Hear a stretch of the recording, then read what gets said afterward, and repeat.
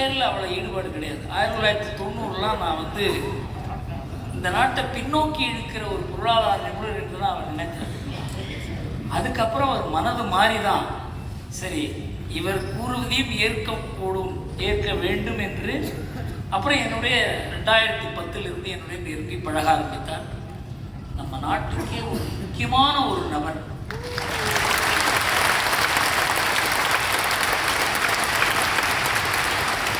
எந்த அளவுக்கு என்றால் இன்றைக்கு அடிக்கடி இந்த சைபர் செக்யூரிட்டி என்று கூறுகிறார்களே அது நம்ம நாட்டில் இல்லைங்கிறது தான் முக்கியம். இன்றைக்கு அமெரிக்கா நினைத்தால் அரை மணி நேரத்தில் நம்முடைய விமானங்கள் எதுவுமே பறக்க முடியாது செய்ய முடியும். நம்முடைய எலக்ட்ரிசிட்டி டிஸ்ட்ரிபியூஷனை நிறுத்த முடியும்.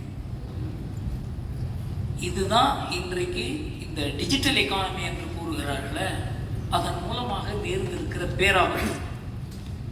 சீனாவிடமிருந்து தப்பினோம், அமெரிக்காவிடம் சிக்கி இருக்கிறோம். இதில் அரசாங்கத்தை இதை நம்ம நாட்டை வெளியில் கொண்டு வருவதற்கு ஒரே ஒரு நம்பிக்கை நட்சத்திரம் இவர்தான் என்று நினைக்கிறது அரசாங்கம்.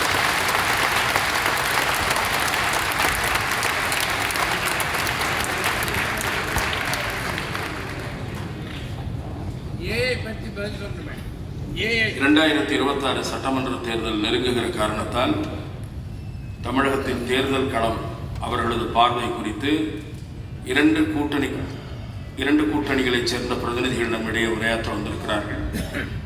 அவர்களிலே முதலாவதாக பாரதிய ஜனதா கட்சியினுடைய தமிழ்நாடு பொதுச் செயலாளரும் சிறந்த சிந்தனையாளருமான பேராசிரியர் சீனிவாசன் அவர்கள் உரை நிகழ்த்த அன்போடு அழைக்கிறார்.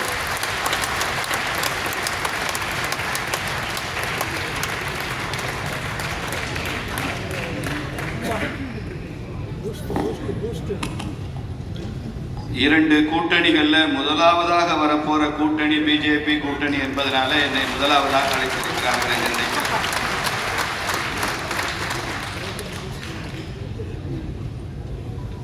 பேராசிரியர் ராமசீனிவாசன் அவர்களை துக்ளக் டிஜிட்டல் ஹெட் திரு காமகோடி ஸ்ரீதர் அவர்கள் கௌரவிப்பார்.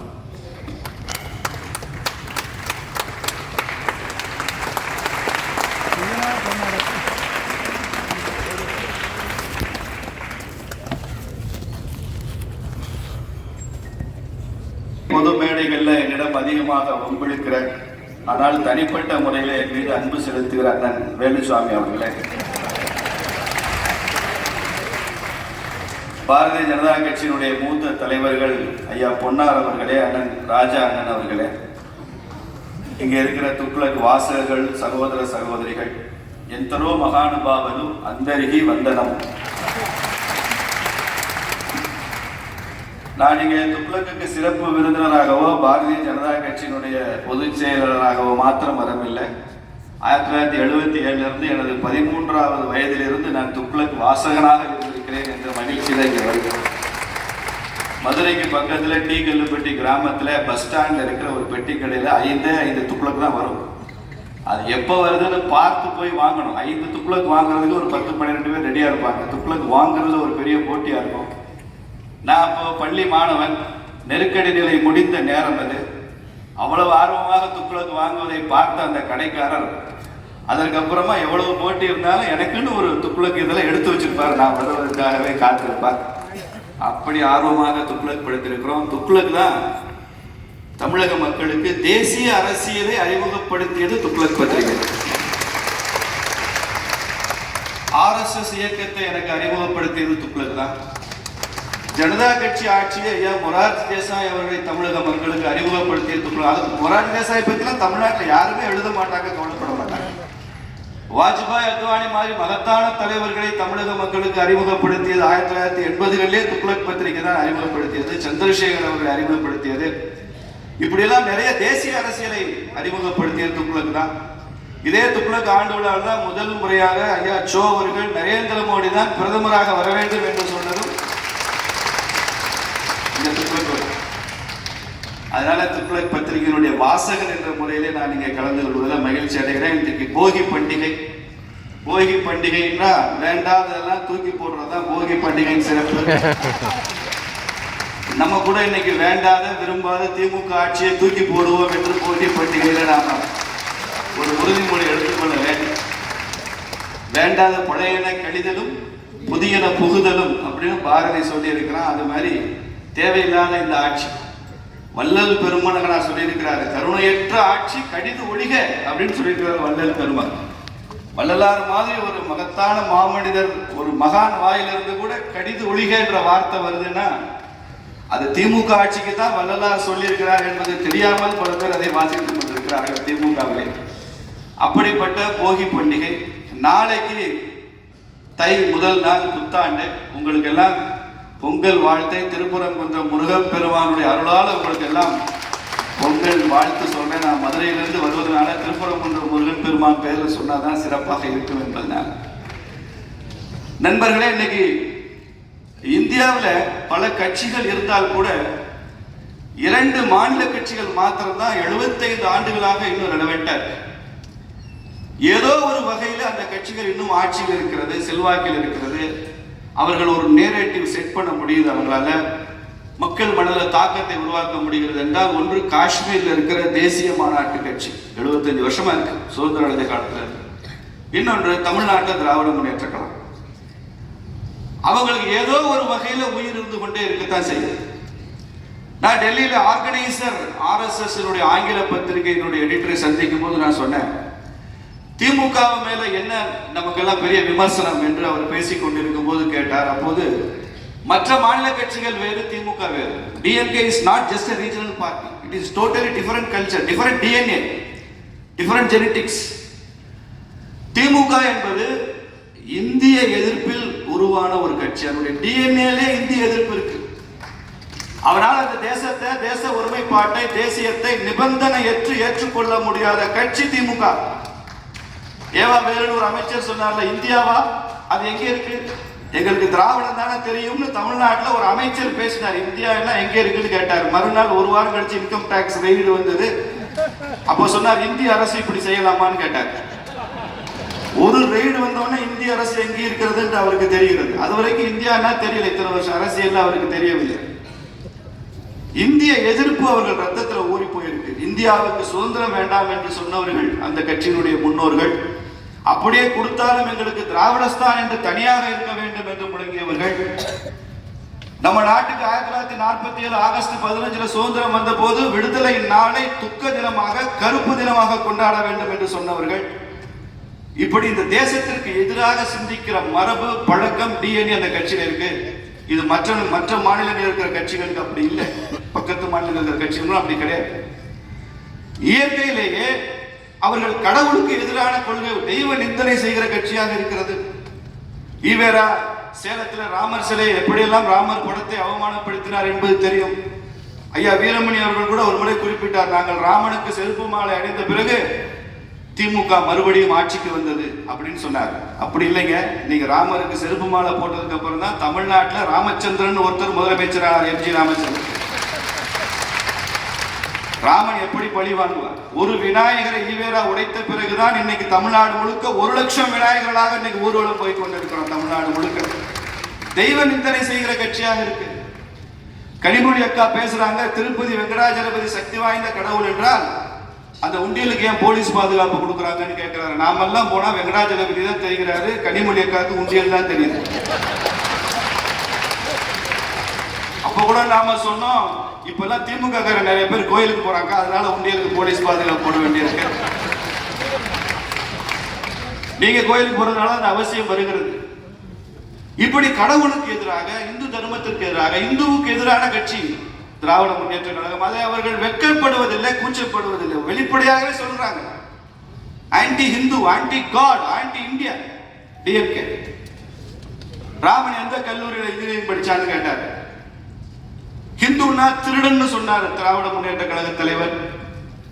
இப்போ துணை முதலமைச்சர் ஒருத்தர் வந்திருக்கிறார், சனாதனத்தை ஒழிக்கணும் அப்படின்னு சொல்றாரு. சனாதனம்னா அது டெங்குவா, சனாதனம்னா அது மலேரியாவா, சனாதனான அது காலராவா. நான் கூட யோசிச்சு பண்ணி பார்த்தேன், ஒவ்வொரு அப்ரிவேஷனா போட்டு பார்த்தேன். டெங்குல முதல் எழுத்து டீன்னு வருது, மலேரியால முதல் எழுத்து எம்னு வருது, காலரால சியும் போடலாம், கே போட்டாலும் காலரான்னு சொல்லலாம், DMK தானப்பா வருது. இதுல என்ன சனாதனம்?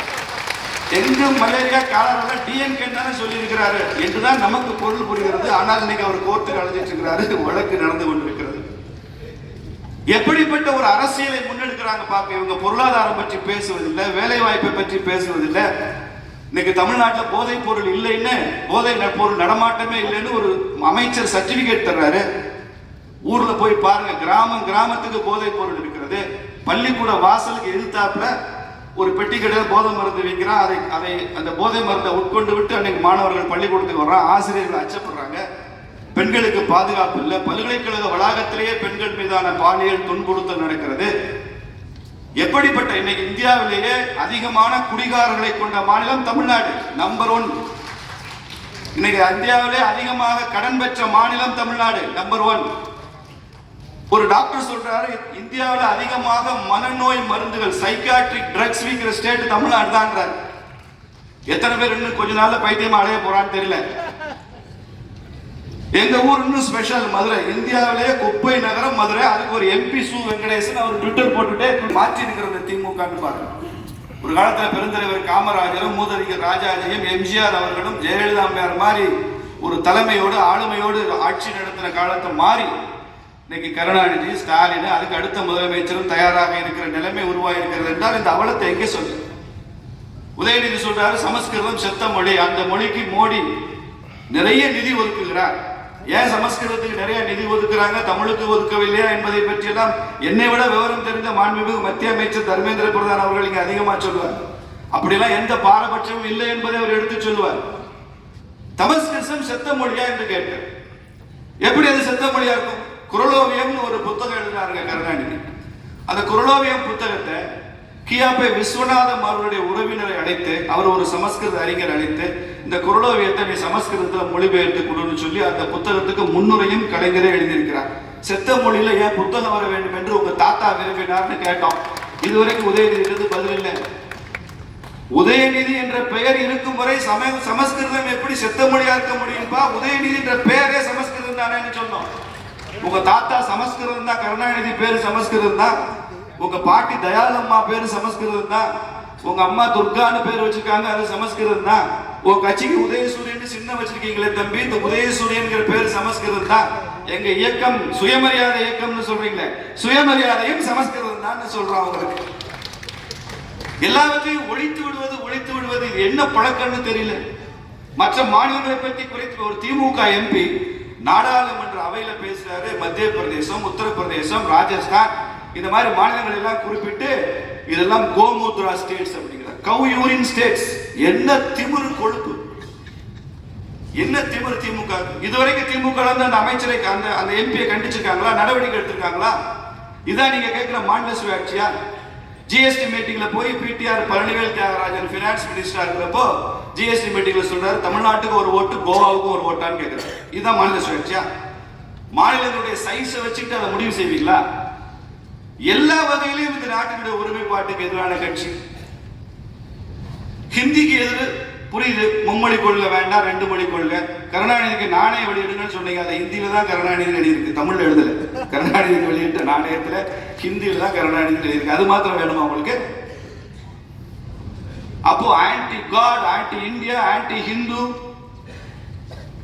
Anti Brahmin, anti Sanskrit, anti north, இந்த மாதிரி ஒரு கட்சியை தூக்கி எறிய வேண்டும் என்பதுதான் 2026 தேர்தல் நமக்கான வேலை. 1962 கூட்டணி வருது. அப்ப மூதறிஞர் ராஜாஜியும் சுதந்திரா கட்சியும் ஃபார்வர்ட் பிளாக்கும் கூட்டணி, தேவரையாவும் அவரும் கூட்டணி வச்சுக்கிட்டாங்க. அப்ப ராஜாஜி சொல்லுகிறார் தேவர்கிட்ட, பசும்பொன் தேவரையாட்டு சொல்றாரு, இந்த கூட்டணியில நாம திமுகவை சேர்த்துக்குவோம், நம்ம கூட்டணிக்கு அது நல்லது, காங்கிரஸ் சுலபமா வீழ்த்திடலாம். அப்ப பசும்பொன் தேவர் சொன்னாரா, திமுகவை கூட்டணியில சேர்த்துக்கிட்டா நமக்கு நல்லது ஐயா, இந்த நாட்டுக்கு நல்லது இல்லை அப்படின்னு சொல்லிட்டு. இன்னைக்கு அதே தான் வாசகம், நமக்கு நல்லது, இந்த நாட்டுக்கு நல்லது, திமுக இந்த தேசத்திற்கு நல்லதல்ல என்பதை தமிழக அரசியல்ல பல பேரும் புரிந்து வச்சிருக்கிறாங்க. அதுல பசும்பொன் தேவர் முதலிடத்தில் இருக்கிறார் என்பதுதான் மதுரையிலிருந்து நான் உங்களுக்கு கொடுக்கிற செய்தி. அப்படிப்பட்ட ஒரு கட்சி ஆட்சிக்கு வரவிடக்கூடாது. நமக்கு இன்றைக்கு வலிமையான கூட்டணி தேவை. பல பேர் சொல்றாங்க பிஜேபி தனியா நின்று ஜெயிச்சிடலாம். ஆசிரியர் ஐயா குருமூர்த்தி சொன்னாங்க, இன்னும் 10 வருஷத்துக்கு திமுக ஆட்சியில இருந்தா பரவாயில்லையா அப்படின்னு கேட்டார். 10 வருஷம் திமுக ஆட்சியில தான் தமிழ்நாடே இருக்காது. அதுக்கப்புறம் கூட்டணி வச்சேன்னா வைக்கட்டேன். தமிழ்நாடே இருக்காது, காலி, போயிட்டு கான். வலிமையான கூட்டணி வேணுமா இல்லையா?